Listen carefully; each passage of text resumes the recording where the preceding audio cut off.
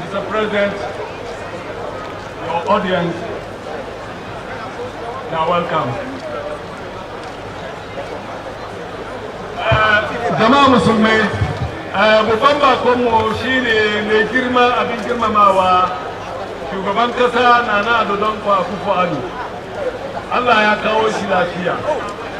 Kuma kamar yau muna guje-guje yana kan kafan shi ne.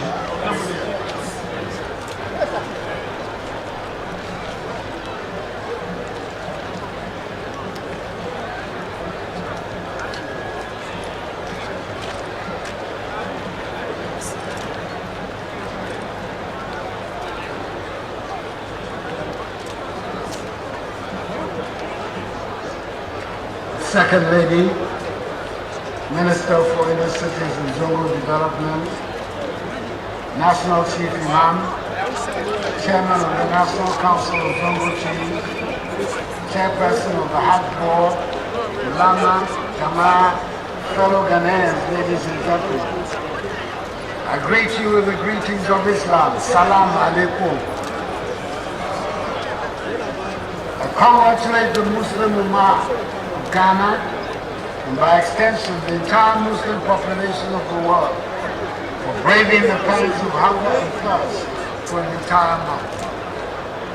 Besides the spiritual attainment of the month, you deserve commendation for the strict disciplinary code that you have adhered to throughout the period.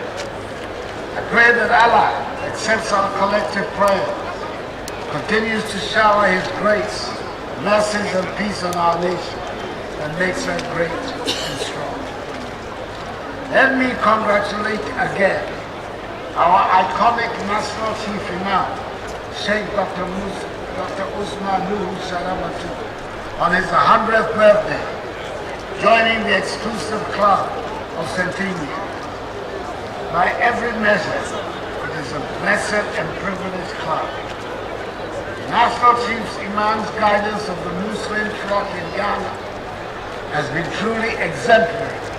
So we continue to pray for Almighty's blessings of wisdom, good health, long life and prosperity for you. Lama, Jama, inculcating all the virtues in Ramadan is good, but upholding these virtues and making them a part of our lives are the best. There are any Muslim citizens who are in a hurry to remove the garb of Ramadan and resume the business as usual attitude. I urge you to reflect on the word as contained in the Quran, and I quote, "Fasting is prescribed for you as it was prescribed for those before you, so that you may attain righteousness." Unquote. I believe our nation needs all the virtues Islam requires us to cultivate during the month of Ramadan. These include good neighborliness, sacrifice, and discipline. Each one of us is an integral part of our nation. For most parts, we are defined by how well our nation does. We must therefore be prepared to uphold these virtues to help ensure that our nation makes a desired progress, which will then allow us as citizens to realize our hopes and aspirations. You are as respected as the national passport that you hold. We all agree that an unsuccessful citizen of a successful country is accorded better courtesy than a successful citizen of an unsuccessful country. On my part, I want to assure that my government is committed to the task of delivering prosperity to the Ghanaian people.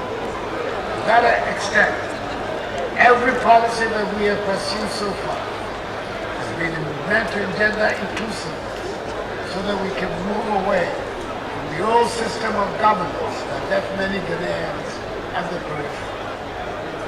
I set up the Ministry of Inner Cities and Zongo Development specifically to make the inner cities and Zongo community central parts of our nation's development agenda. We want to ensure that inner cities and Zongo communities no longer become exclusion zones, but breeding despair and hopelessness. The task may be daunting, but our determination is unwavering.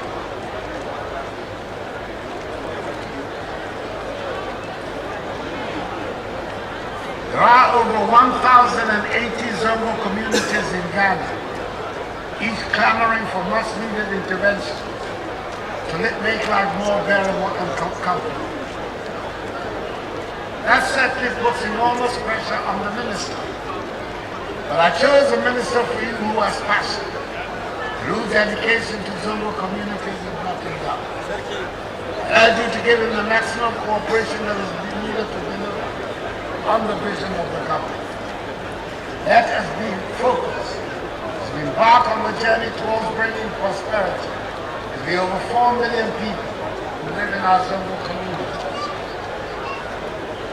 Allah states in the Quran, and I quote, "O you who believe, persevere in patience and constancy. Try in such perseverance, strengthen each other, and be pious that you may prosper."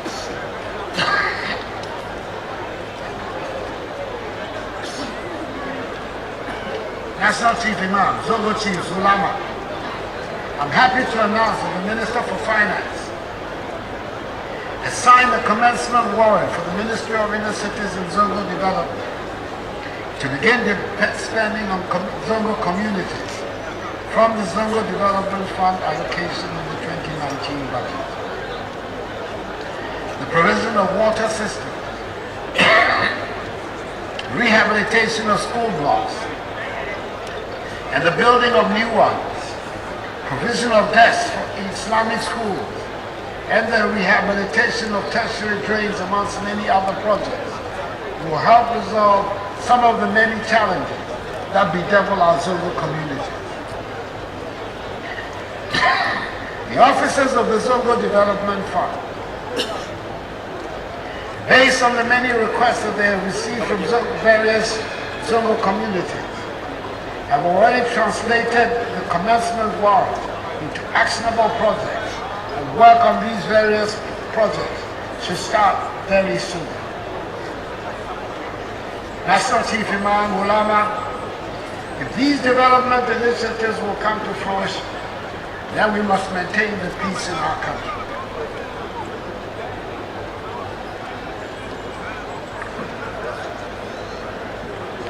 Today, we are the envy of the world when it comes to the peaceful coexistence of different religious communities. I believe the visit of the National Chief Imam to Christ the King Church to meet with Father Campbell, his parish priest, as a gesture of solidarity should be duly celebrated. BBC and other international news networks carried this singular act because it rarely happens anywhere else. Recently, during the Vice President's Ramadan tour, I saw pictures of him and the heads of all the major Christian churches in Kukuru in the Ahafu region. These Christian leaders, on hearing that the Vice President was in the central mosque in their town, went to the mosque to be with him and to bond with the Muslim community of Kukuru. Just last Saturday, the Dakuma branch of the Seventh-day Adventist Church dedicated that day as Muslim Relations Day. And all his congregants dressed like Muslims and served fruits later in the day to the mosque closest to their church. These and many more beautiful spectacles that unfold in our country should not be taken for granted. We must continue to work to preserve our culture of religious tolerance. We cannot surrender this beautiful way of life to anything, and certainly not to people who seek to pervert religious beliefs.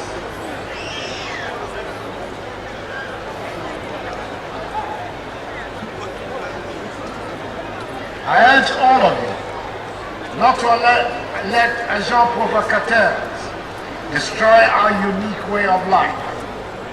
I know you've read of threats and actual attacks by Christian and Muslim miscreants in the West Africa region and other parts of the world. We do not ever want this phenomenon to occur in our country.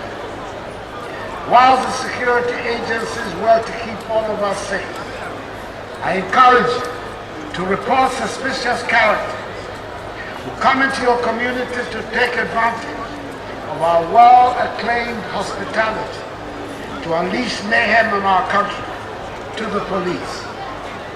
Let us also exercise restraint in the face of provocation, for a lack of restraint will only feed into the destructive plans of these miscreants who seek to destroy in the name of religion.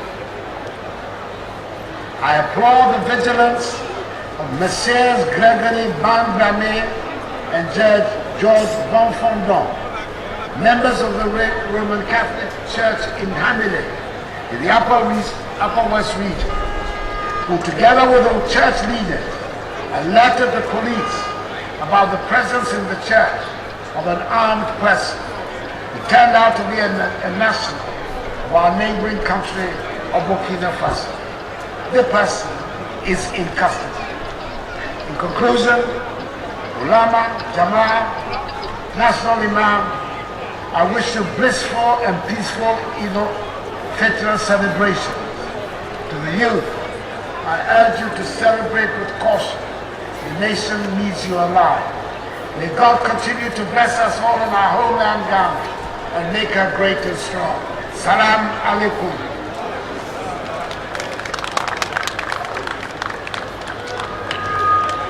Allahu Akbar. Allah.